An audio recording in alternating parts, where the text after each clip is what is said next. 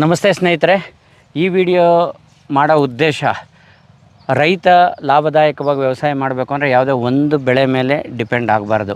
ಅಲ್ಪಾವಧಿ ಬೆಳೆ ಇರಬೇಕು, ದೀರ್ಘಾವಧಿ ಬೆಳೆ ಇರ್ಬೋದು. ಸೊ ಈ ನೀವು ಪ್ರಾರಂಭ ನೋಡಿದ ತಕ್ಷಣ ಗೊತ್ತಾಗಿರ್ತದೆ. ಇಲ್ಲಿ ಬಾಳೆ ಇದೆ, ಅಡಿಕೆ ಇದೆ, ಜೊತೆಯಲ್ಲಿ ಕಲ್ಲಂಗಡಿ ಇದೆ.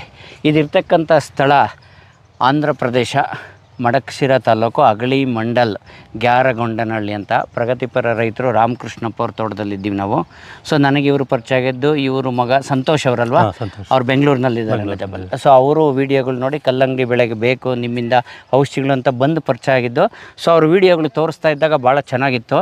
ನಮ್ಮೂರು ಹತ್ರ ಇರೋದ್ರಿಂದ ನಾನು ಈ ಭಾಗಕ್ಕೆ ಬಂದಿದ್ದರಿಂದ ಇದನ್ನು ತೋರಿಸೋಣ ಅಂತ ಬಂದಿದ್ದು. ನಮಸ್ತೆ ರಾಮಕೃಷ್ಣಪ್ಪರೇ.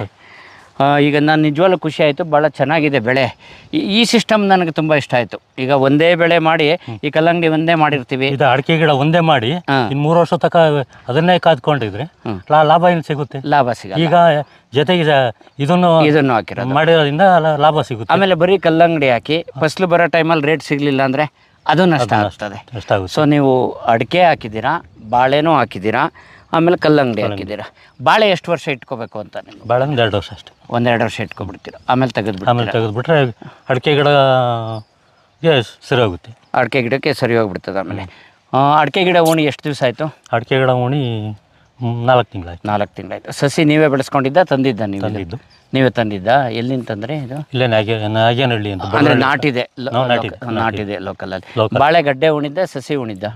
ಸಸಿ ಉಣಿದ್ದು. ಏಲಕ್ಕಿ ಬಾಳೆ ಅಲ್ವಾ? ಓಕೆ. ಈಗ ಕಲ್ಲಂಗಡಿಗೆ ಎಷ್ಟು ದಿವಸ ಬೆಳೆ? ಕಲ್ಲಂಗಡಿಗೆ 55 ದಿವಸ ಬೆಳೆ. 55 ದಿವಸ ಅಲ್ವಾ?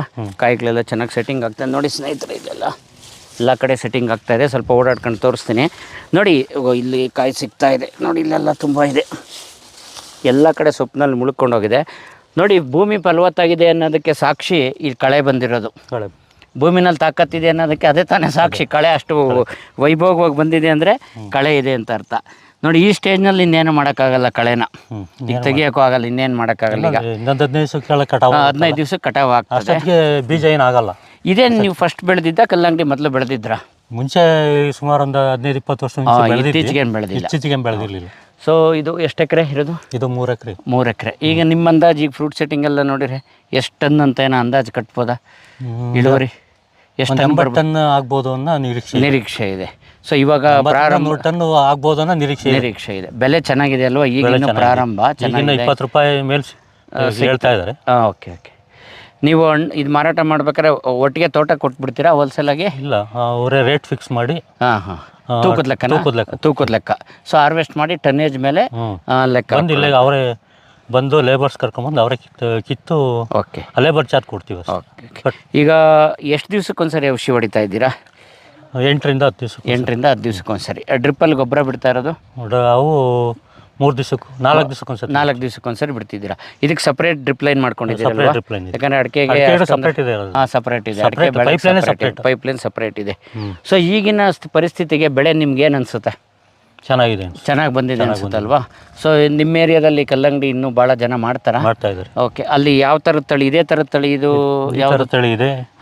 ನಾಮದಾರಿಯಲ್ಲಿ ವೈಟ್ ಬರುತ್ತಲ್ಲ, ಸ್ವಲ್ಪ ದಪ್ಪ ಬರ್ತದೆ. ಓಕೆ.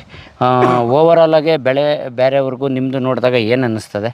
ಚೆನ್ನಾಗಿದೆ. ಇಳುವರಿ ಚೆನ್ನಾಗಿ ಬಂದಿದೆ. ಬೆಳೆ ನಿರ್ವಹಣೆ ಏನಂತ ಕಷ್ಟ ಅನಿಸಿಲ್ಲ? ಓಕೆ. ಇವತ್ತನ್ನು ತುಂಬ ಬಿಸಿಲಿದೆ. ನಿನ್ನೆ ಮಳೆ ಬಂತ, ತೇವ ತುಂಬ ಇದೆ. ಈ ವಾತಾವರಣದಲ್ಲಿ ಸ್ನೇಹಿತರೆ ಇದಕ್ಕೆ ಬರ್ತಕ್ಕಂಥದ್ದು ಒಂದೇ ಡೌನಿ ಮಿಲ್ಡ್ಯೂ. ಅಲ್ಲಲ್ಲಿ ನೀವು ಇಲ್ಲಿದೆ ಡೌನಿ ಮಿಲ್ಡ್ಯೂ ಲಕ್ಷಣಗಳು ಒಂದೊಂದು ಇರ್ತದೆ ನೋಡಿ. ಇದೇನು ನಿಮ್ಗೆ ಅಷ್ಟಾಗಿ ಬಾಧಿಸಿಲ್ಲ ಅಲ್ವಾ? ಬೆಳೆಗೆ ಏನು ತೊಂದರೆ ಆಗಿಲ್ಲ, ಕಂಟ್ರೋಲಲ್ಲಿದೆ. ಸೊ 8 ದಿವಸಕ್ಕೊಂದೊಂದ್ಸರಿ ಸ್ಪ್ರೇ ಮಾಡಿಕೊಂಡು ಕಲ್ಲಂಗಡಿ ಬೆಳೀತಕ್ಕಂಥದ್ದು. ಸೊ ಎಲ್ಲರೂ ಮಾಡ್ಬೋದು. ಈ ವಿಡಿಯೋ ಮಾಡೋ ಉದ್ದೇಶನೇ ಎಷ್ಟು, ಒಂದು ಬೆಳೆ ಮೇಲೆ ಡಿಪೆಂಡ್ ಆಗಿ ಅಪ್ಪಿತಪ್ಪಿ ಕ್ರಾಪ್ ಫೇಲ್ ಆದರೆ ಅಥವಾ ಕ್ರಾಪ್ ಚೆನ್ನಾಗಿ ಬಂದು ಬೆಲೆ ಸಿಗದೇ ಇದ್ದರೆ ನಷ್ಟ ಆಗಬಾರ್ದು ಅನ್ನೋ ದೃಷ್ಟಿಯಿಂದ ಈಗ ನಿಮಗೆ. ಸೊ ಈ ಅಡಿಕೆ ಗಿಡ ಬಾಳೆ ಬೆಳೆಸ್ಕೊಳ್ಳೋ ಖರ್ಚು ಜೊತೆಗೆ ಲಾಭನೂ ಬರುತ್ತೆ ಕಲ್ಲಂಗಡಿಯಿಂದ. ಸೊ ನೀವು ಹೇಳೋದಾದ್ರೆ ಏನು ಹೇಳ್ತೀರಾ? ಕಲ್ಲಂಗಡಿ ಯಾವ ಟೈಮಲ್ಲಿ ಹಾಕಿದರೆ ಒಳ್ಳೆಯದು ಅಂತ ನಿಮ್ಮ ಮನಸ್ಸಿಗೆ? ಅಕ್ಟೋಬರ್ ನವಂಬರಲ್ಲಿ ಹಾಕಿದರೆ ಸ್ಟಾರ್ಟಿಂಗಲ್ಲೇ ಚೆನ್ನಾಗಿ ಸಿಗುತ್ತೆ, ಬೇಗ ಮಾರ್ಕೆಟ್ಗೆ ಬರುತ್ತೆ, ಬೆಲೆ ಚೆನ್ನಾಗಿರ್ತದೆ ಅಂತೇಳಿ. ಏಪ್ರಿಲ್ ಟೈಮ್ನಾಗ ಬಂದರೆ ಸ್ವಲ್ಪ ಲಾಸ್ಟ್ ಇಯರ್ ಏಪ್ರಿಲ್ ಟೈಮ್ನಾಗ ಬಂದು ಬೆಲೆ ಕಡಿಮೆ ಆಗೋಯ್ತು. ನಿಮ್ದು ಇನ್ನು ಬೇರೆ ಏನೇನು ಬೇಸಾಯ ಇದೆ? ಬಾಳೆ ಇದೆ. ಬಾಳೆ ಇದೆ, ಅದು ಫಸ್ಲಿಗೆ ಬಂದಿದೆಯಾ? ಬಂದಿದೆ. ಅದು ಗುಂಪು ಬಾಳೆ. ಗುಂಪು ಬಾಳೆ ಮಾಡಿದ್ದೀರಾ? ಗುಂಪು ಬಾಳೆ ಮಾಡಿ. ಗುಂಪು ಬಾಳೆನಲ್ಲಿ ಆವರೇಜ್ ಸರಾಸರಿ ಗೊನೆ ತೂಕ ಎಷ್ಟು ಬರ್ತಾ ಇದೆ? ಫಸ್ಟ್ನೇ ಗೊನೆ ಬಂದು 10-12 kg 15 kg ವರೆಗೂ ಬಂತು. ಈಗ ಎರಡನೇದು ಹೊಡಿತಾ ಇತ್ತು, ಈಗ ಹೊಡಿತಾ ಇದೆ. ಅದು ಸೇಮ್ ಅಷ್ಟೇ ಫಲವತ್ತಾಗಿದೆ. Okay okay, very good. ಜೊತೆಗೆ ಇದು ಬಾದಾಮಿ ಮಾವಿನ ಗಿಡ ಇಟ್ಟಿದ್ವಿ. ಬಾದಾಮಿ ಮಾವಿನ ಗಿಡ ಇಟ್ಟು ಅದ್ರ ಜೊತೆಲಿ ಬಾಳೆ ಹಾಕಿರೋದಾ?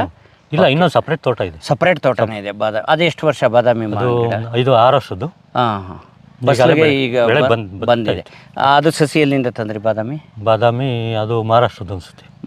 ರತ್ನಗಿರಿ ಆಲ್ಫೆನ್ಸ್ ಅಲ್ಲಿಂದ ತಂದಿದ್ದೀರಾ? ಓಕೆ, ಸರಿ ರಾಮಕೃಷ್ಣಪ್ಪರೇ, ಬೆಳೆ ಎಲ್ಲ ಓಡಾಡ್ಕೊಂಡು ತೋರಿಸ್ತೀವಿ ನೋಡಿ ಸ್ನೇಹಿತರೆ. ಇಷ್ಟೇ, ಒಂದು ಬೆಳೆ ಮೇಲೆ ಡಿಪೆಂಡ್ ಆಗಿದಾಗೆ ಮಲ್ಟಿಪಲ್ ಕ್ರಾಪಿಂಗ್ ಸಿಸ್ಟಮ್ ಮಾಡ್ಕೊಳ್ಳೋದ್ರಿಂದ ಲಾಭದಾಯಕವಾಗಿ ಮಾಡ್ಬೋದು ಅನ್ನೋದು. ಧನ್ಯವಾದಗಳು ನಿಮಗೆ. Thank you.